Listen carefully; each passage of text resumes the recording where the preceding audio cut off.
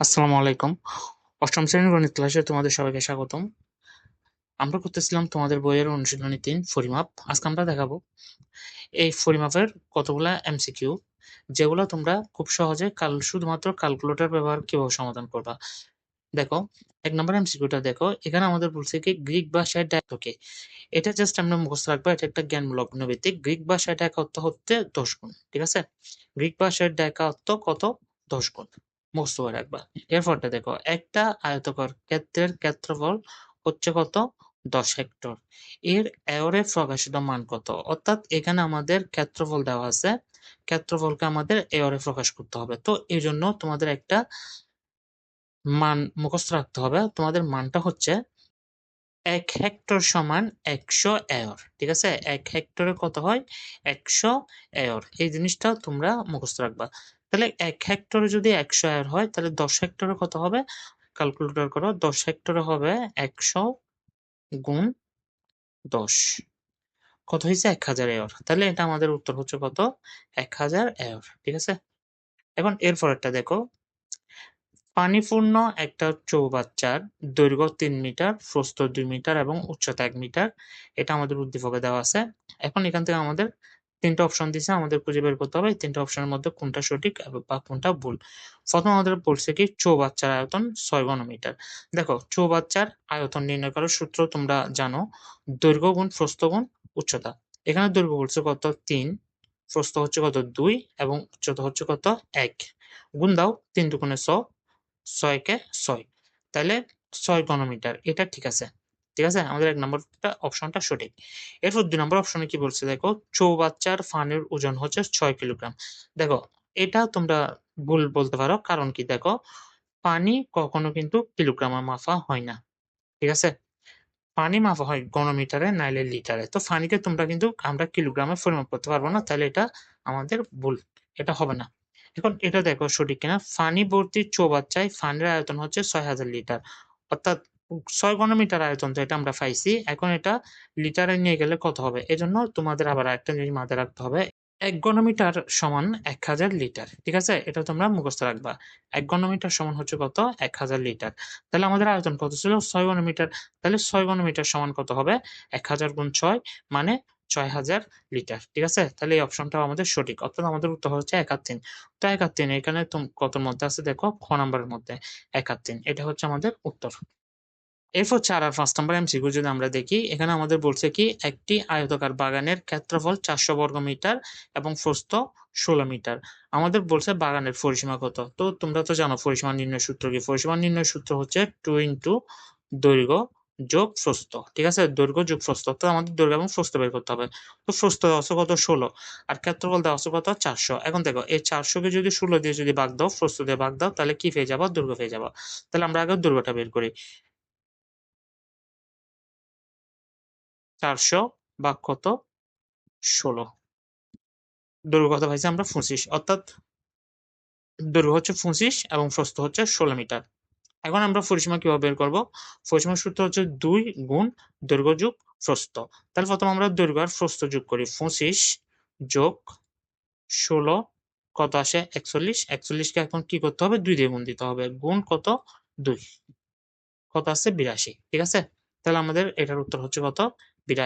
পরিসীমা হচ্ছে ৮২। এখন তোমরা যাদের বুঝতে সমস্যা হইছে, আমি এমনি অঙ্কটা একবার করে দেখাচ্ছি। এখানে দেখো, বাগানের দৈর্ঘ্য হচ্ছে ৪০০ ভাগ ১৬ মিটার সমান সমান ২৫ মিটার এবং প্রস্থ হচ্ছে কত? ১৬ মিটার। তাহলে সুতরাং বাগানের পরিসীমা হবে ২ গুণ দৈর্ঘ্য যোগ প্রস্থ।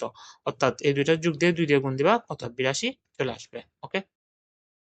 এরপর আমাদের বলছে কি বাগানের কর্ণ কত মিটার? দেখো, এটা হচ্ছে একটা আয়তাকার বাগান। আর এটা যদি আমাদের একটা আয়তাকার ক্ষেত্র হয়, তো আয়তাকার ক্ষেত্রের এটা হচ্ছে কর্ণ। ঠিক আছে?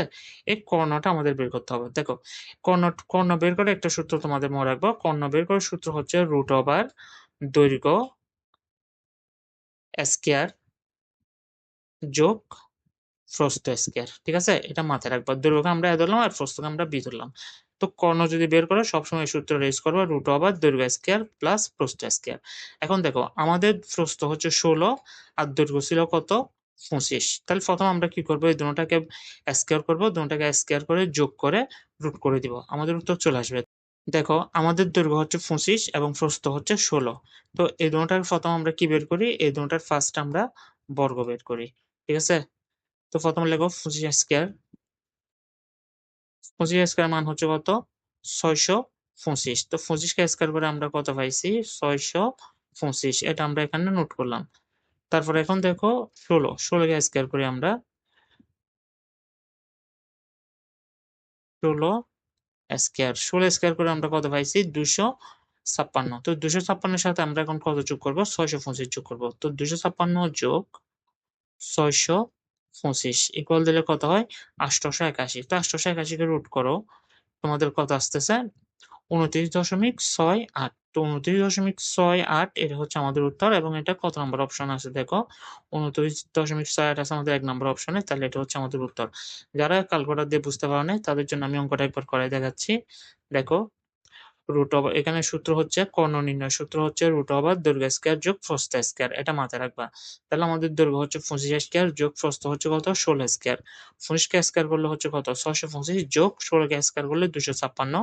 এই দুটো যদি যোগ দাও তাহলে আমাদের আসবে কত, 881। আর 881 কে যদি রুট করে দাও, 29 দশমিক কত 8। ঠিক আছে,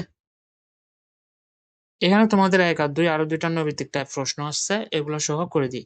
দেখো, 4 সেন্টিমিটার বাহু বিশিষ্ট গণকের সম্পূর্ণ পৃষ্ঠের ক্ষেত্রফল কত বর্গমিটার। আমাদের একটা গণক দেওয়া আছে, গণকের এক বাহু হচ্ছে কত, 4 সেন্টিমিটার এবং সম্পূর্ণ পৃষ্ঠের ক্ষেত্রফলটা বের করতে বলছে। তো এটার জন্য আগে একটা সূত্র মনে রাখবা, গণকের সম্পূর্ণ পৃষ্ঠের ক্ষেত্রফল হচ্ছে 6 গুণ বাহু স্কয়ার। ঠিক আছে, 6 গুণ কত, বাহু স্কয়ার। বাহুকে আমরা কি ধরলাম, মেয়ে ধরলাম, অর্থাৎ বাহুকে প্রথমে স্কয়ার করবা, তারপর 6 দিয়ে গুণ দিবা। তাহলে এখানে আমাদের বাহু কত, 4। 4 কে প্রথম আমরা স্কয়ার করি, তারপর 6 দিয়ে গুণ দিই, যেটা আসবে ওটাই হচ্ছে আমাদের উত্তর। 4 স্কয়ার সমান সমান হচ্ছে কত, 16। 16 কে এখন আমাদের গুণ দিতে হবে কত দিয়ে, 6 দিয়ে। 16 গুণ 6 ইকুয়াল হচ্ছে কত, 96। তাহলে আমাদের উত্তর হচ্ছে এটা 96। ঠিক আছে, এখন এরপরটা দেখো, একটি গাড়ির চাকার পরিধি হচ্ছে 5 মিটার। একটা গাড়ি যেটার একটা চাকা আছে বৃত্তাকার, চাকাটার পরিধি হচ্ছে 5 মিটার। 1 কিলোমিটার 500 মিটার পথ যেতে চাকাটি কতবার ঘুরবে। এখন দেখো, আমাদের চাকার পরিধি হচ্ছে কত, কিসে দেওয়া আছে, মিটারে দেওয়া আছে। এখানে পথ এটা হচ্ছে আমাদের কিলোমিটার এবং 500 মিটার দুইটা জায়গায় দেওয়া আছে। তো প্রথম আমরা কি করব, পথ এটাকে কিলোমিটার নিয়ে যাব। কিলোমিটার নিয়ে গিয়ে তারপর এখানে চাকার পরিধি 5 দিয়ে যদি ভাগ দিই তাহলে আমাদের উত্তর চলে আসবে। দেখো, 1 কিলোমিটার 500 মিটার, 1 কিলোমিটার সমান হচ্ছে 1000 মিটার।